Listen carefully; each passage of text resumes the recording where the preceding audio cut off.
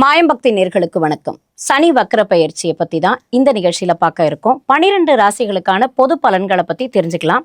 வாழ்க நலமுடன் ஜோதிடர் DJ சுந்தரபாண்டியன் அவர்கள் நம்மிடையே இருக்காங்க. அவங்க கிட்ட பல விஷயங்களை பத்தி கேட்டு தெரிஞ்சுக்கலாம். வணக்கம் சார். வணக்கம் மேடம். மிதுன ராசிக்காரங்களுக்கு எப்படி இருக்கு வக்ர பயிற்சி, நீங்க அதை பத்தி சொல்லுங்க. நம்முடைய மிதுன ராசி என்பவர்களுக்கு வக்ரம் பெற்ற சனி பகவான் ராசிக்கு 10ஆம் இடத்துல அமர்ந்திருக்கார். 10ல் அமர்ந்து சனி பகவான் வக்ரம் பெற்று அமர்ந்தனால பொதுவாகவே ஒரு பழமொழி இருக்குது, 10ல் பாவி இருக்கணுங்கிறது கணக்கு. அப்போ 10ல் யார் இருக்கா? நம்முடைய மிதுன ராசிக்கு பொதுவாகவே நம்ம சனி பகவான் வந்து ஃபேவரானவர் தான், இருந்தாலும் அவர் பாவி தான். அப்போ 10ல் அமர்ந்திருக்கனால தொழில் சார்ந்த விஷயங்கள் உள்ள ஒரு போராட்டங்கள், வேலை சார்ந்த விஷயங்களில் உள்ள போராட்டங்கள், அதாவது உண்மையாகவே எந்த இடத்திலும் நிதானமாக பொறுமையாக அக்கறையாக செய்யக்கூடிய நம்மளுடைய மிதுன ராசிக்கு வேலை சார்ந்த விஷயங்கள் நிறைய பிரச்சனை வந்துடுச்சு. இவங்க இன்வால்மெண்ட்டாக நேர்மையாக இருந்தாலும் இவங்க மேலே வீண் பழி சுமத்தி இவங்களை வேலையை விட்டு தூக்க வேண்டிய சூழ்நிலாம் கடந்த காலங்கள் நடந்துச்சு. ஆனால் இப்போ இவங்களுக்கு வேலையில் ப்ரமோஷன் கிடைக்கும், வேலை வாய்ப்பு உறுதியாக இவங்களுக்கு உண்டு. வேலை தேடி இருக்கேன், இந்த வக்கர பயிற்சி காலத்திலேயாவது எனக்கு வேலை கிடச்சிருமா அப்படின்னு எதிர்பார்த்தாங்கன்னா உறுதியாக இவங்களுக்கு வேலை வாய்ப்பு கிடைக்கக்கூடிய பாக்கியம் நம்மளுடைய வக்ரம் பெற்ற சனி பகவான் கொடுப்பார். ஸோ அதுக்கு அடுத்து இன்னொரு பெரிய விஷயம் என்னென்னா, இவங்களுடைய ஆரோக்கியம் சார்ந்த விஷயங்கள், ஹெல்த்து சம்மந்தப்பட்ட விஷயங்களில் ஏதேனும் பிரச்சனை இருக்குன்னா, அந்த ஹெல்த்தில் என்ன ஒரு பெரிய பிரச்சனை இருந்தாலும் அந்த பிரச்சனையிலேருந்து மீண்டு வரக்கூடிய வாய்ப்பு நம்முடைய சனி பகவான் மூலமாக நம்முடைய மிதுன ராசி என்பவர்களுக்கு கிடைக்க போகுது. அதே போல் திருமண வாழ்க்கையில் நீயா நானா போட்டியில் கணவன் மனைவி ஒற்றுமை சார்ந்த விஷயங்களில் நிறைய பிரச்சனை இருக்குது. ஒரே வீட்டுக்குள்ளே தான் இருக்கும், பேச மாட்டோம். ஒரே தெருவுக்குள்ளே இருக்கும், பேச மாட்டோம். அவர் என்ன பண்ணுறான்னு எனக்கு தெரியாது, நான் என்ன பண்ணுறேன்னு அவர் கேட்கவும் மாட்டார். கேட்பாருன்னு நானும் ரொம்ப எதிர்பார்க்குறேன், ஆனால் என்னை கேள்விக்குறியாக தான் வைக்கார் போல், கேட்க மாட்டேங்காருங்க வருத்தத்துடன் இருக்கக்கூடிய மிதுன ராசி அன்பர்களுக்கு உறுதியாக கணவன் மனைவி ஒற்றுமை சூப்பராக போகுது. ஒரு புரிதலுடன் ஒரு அன்பு கிடைக்கக்கூடிய வாக்கியம் உண்டாக போகுங்கிறது கணக்கு. இவங்க இந்த 100 நாட்களில் இவங்க முன்னாடி செஞ்ச நல்ல காரியங்கள், இவங்க கர்மா அப்படின்னு சொல்லுவோம் பார்த்திங்கன்னா, ஏன்னா 10ஆம் இடம் தான் கர்மாவை குறிக்கக்கூடிய பாவம். அப்போ இவங்க முன்னாடி செஞ்ச நல்ல விஷயங்களுக்கு ஏற்றவாறு இந்த 100 நாளில் நல்ல விஷயங்களே இவங்களுக்கு கிரகம் கொடுக்கும்.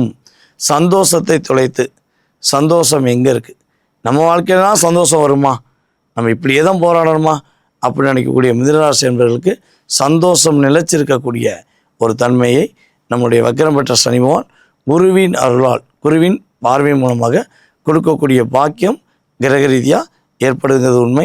வீடு கட்டக்கூடிய யோகம் அல்லது வீடு மனை வாங்கக்கூடிய யோகத்தை நம்முடைய வக்ரம் பெற்ற சனி பகவான் 100 நாள் என்ன பண்ணுவார், திட்டம் வகுத்து கொடுக்கக்கூடிய வாய்ப்பு கிரக ரீதியாக உண்டு. இதில் இவங்க சுய ஜாதகம் வலிமையாக இருந்தால் உறுதியாக சொந்த வீடு கட்டக்கூடிய வாய்ப்பு நம்முடைய சனி பகவான் மூலமாக நம்முடைய மிதுன ராசிக்காரர்கள் சந்திக்க போகிறாங்க.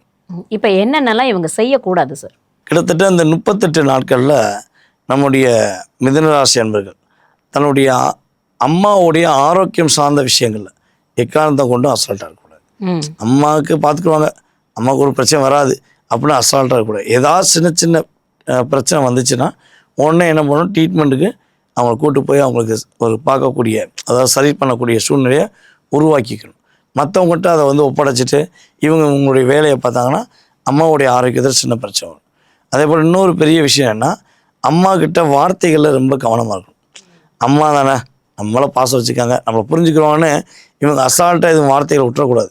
ஏன்னா இந்த காலகட்டங்களில் இவங்க என்ன சொன்னாலும் அவங்க அம்மாவுக்கு தவறாக தோணக்கூடிய ஒரு விஷயத்த கூட இருக்கவங்க உருவாக்குவாங்க. ஏன்னா மிதுன ராசி அம்மா மேலே அளவு கடந்து அனுபவிக்கிறவங்க. ஆனால் இங்கே அன்பு எங்கே ஸ்டாண்டர்ட் இல்லாமல் போகும்னா 3ஆம் நபர்களுடைய தலையீடு மூலமாக ஏற்படும். ஸோ அதில் ரொம்ப கவனமாக இருக்கணும். இவங்க ரொம்ப ஹாப்பியாக இருக்கேன், இந்த 100 நாள் நான் ரொம்ப சந்தோஷமாக இருக்கேன் அப்படின்னா ஸ்டேட்டஸ் வச்சு இவங்க சமூக வலைதளங்களையோ அல்லது ஏதோ ஒரு விஷயத்தில் அப்டேட் பண்ணுறாங்கன்னா, இந்த 38 நாட்கள் நீ ஏன் பண்ண, உன்னை வச்சு செய்கிறேன் அப்படின்னு சில விஷயங்கள் அவங்களுக்கு கிரக ரீதியாக பாதிப்பு ஏற்படுத்துகிறோம். ஸோ அதுலேயும் அவங்க கொஞ்சம் கவனமாக இருக்கணும். இப்போ இவங்க பரிகாரம்னா மிதுன ராசிக்காரங்களுக்கு என்ன சார் சொல்கிறீங்க? மிதுன ராசிக்காரர்கள் பொதுவாகவே வந்து பார்த்திங்கன்னா, நம்முடைய படிக்கக்கூடிய மாணவ செல்வங்களுக்கு நோட்டு புத்தகங்கள் அல்லது பேனா வாங்கி கொடுத்தாலே அவங்களுக்கு எளிதாக, அதாவது அந்த குழந்தையின் சிரிப்பில் இவங்க லைஃப்பில் ஒரு பெரிய டேர்னிங் கிடக்கும். சனி வக்ர பயிற்சி காலங்களில் இந்த 12 ராசிக்காரங்களுக்கு இந்த பயிற்சியானது வந்து அதோட கெடுதலையோ நல்ல பலன்களையோ அப்படியே 100% கொடுத்துருமா? அப்படி இல்லைன்னா இதோட சதவீதங்கள் எந்த அளவுக்கு ஏற்ற இறக்கங்கள்ல இருக்கும்? அதை பற்றி சொல்லுங்கள். பொதுவாகவே வந்து பார்த்திங்கன்னா நம்ம பார்க்கக்கூடிய விஷயங்கள் எல்லாமே பொது பலன்களே. ஸோ இந்த பொது பலன் அப்படிங்கும்போது குறைஞ்சது 20-30% இவங்களுக்கு லைஃப்பில் ஒரு மாற்றம் கட்டாயமாக உண்டு. அதாவது பசியோடு இருக்கேன், எனக்கு ரொம்ப பசிக்குங்க, என்ன பண்ணே தெரியல, கிருகிருன்னு வருது அப்படின்னு நினைக்கக்கூடியவங்க என்ன பண்ணுவோம்? சரி ஹோட்டல் கடை இருக்கான்னு சொல்லி தேடுவோம். ஹோட்டல் கடை இல்லை, அப்போ அடுத்த செகண்ட் நம்ம என்ன பண்ணுவோம்? சில பேர் வந்து என்ன பண்ணுவோம்? டீ காபி ஸ்நாக்ஸ் சாப்பிட்ணுன்னு ஆசைப்படுவாங்க. சில பேர் என்ன பண்ணுவாங்க? கூல்ட்ரிங்க் அதாவது பழங்கள் சாப்பிட்லாம், எனக்கு ஜூஸ் சாப்பிட்டா தான் எனக்கு எனர்ஜி கிடைக்குன்னு நினைப்பாங்க. ஸோ அது சார்ந்த இடங்கள் இருக்கான்னு பார்ப்பாங்க. இருந்துச்சுன்னா என்ன பண்ணலாம்? அதை சாப்பிட்டுட்டு என்ன பண்ணலாம்? எனர்ஜியாக கொஞ்சம் சாப்பாடுக்கு போய் சாப்பிட்றதுக்கு நம்மளால் முடியும் அப்படின்னு தன்னம்பிக்கை கொடுக்கும்ல. ஸோ அந்த எனர்ஜி பவர் தான் இந்த கிரகத்துடைய பயிற்சிகள். அதாவது சனி பயிற்சியாகட்டும், அல்லது குரு பயிற்சியாகட்டும், அல்லது ராகுகேது பயிற்சியாகட்டும், அல்லது மாத பலன்களாக இருக்கட்டும், எல்லாமே ஒரு 20-30 தான் லைஃப்பில் ஒரு உறுதி செய்யக்கூடிய வாய்ப்பு. இந்த 20-30 உறுதி செய்யும் பொழுது இந்த 70% சொல்லக்கூடிய விஷயங்கள் எதில் இருக்குன்னா சுய ஜாதகத்தில் இருக்குது. சுய ஜாதக ரீதியாக அவங்க பிறந்த தேதி, மாதம், வருடம், நேரம், பிறந்த ஊர், பிறந்த நாடு, இதனுடைய அடிப்படையில் வச்சு நம்ம ஒரு கணக்கு போடுவோம். ஸோ அதன் அடிப்படையில் அவங்களுக்கு என்ன லக்னம் வருது, லக்ன புள்ளி என்ன, இப்போ நடக்கிற தசா என்ன, புத்தி என்ன, தசாநாதன் எத்தனாம் இடத்துல வந்திருக்கார், புத்திநாதன் எத்தனாம் இடத்துல வந்திருக்காருன்னு டோட்டல் கம்யூனிகேஷன்.